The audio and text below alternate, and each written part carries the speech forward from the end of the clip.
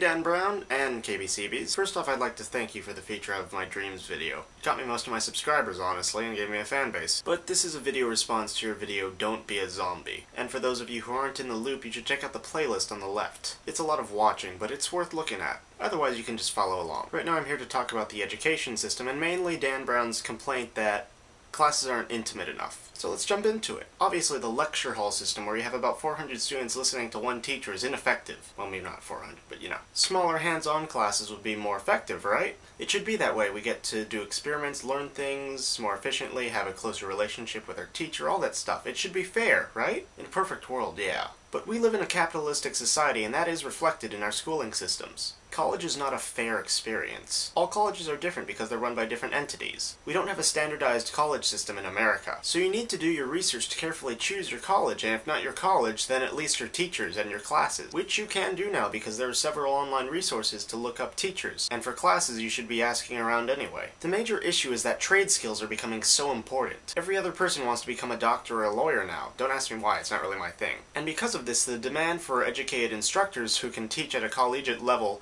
has increased exponentially. These instructors are far outnumbered by the potential youth. Despite the fact that maybe half of these youths may drop out according to mickeleh, the educators still have the responsibility and pressure to teach these youths that are in their classes. Because of this, they become incapable to teach small and more intimate classes in order to disseminate the knowledge that they have. If they don't teach big classes, then more people are left out. And it's true, some students will have more trouble learning in this kind of environment. However, we've been trained to compete with each other, so this is really no different. While it may not be ideal, a student's responsibility in our world is to be, well, a student. To do whatever is necessary to ensure that they learn what they need to learn. And while our educational systems may have some flaws of their own, it's not correct to say that the lecture hall system is completely terrible. Actually, it might be.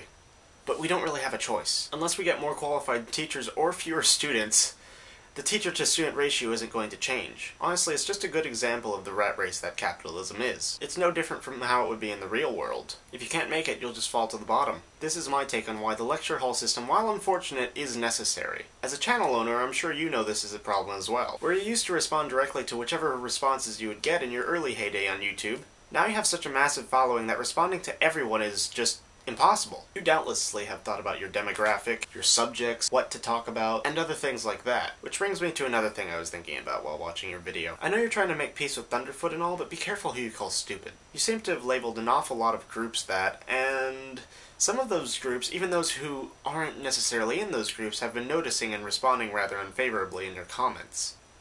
Social politics, Dan. Social politics. In total, I hope my viewpoint can help bring about some more conversation on this issue and possibly some solutions. No matter who you are, feel free to post a comment or a video response giving your thoughts. Also, mickeleh, if you're watching.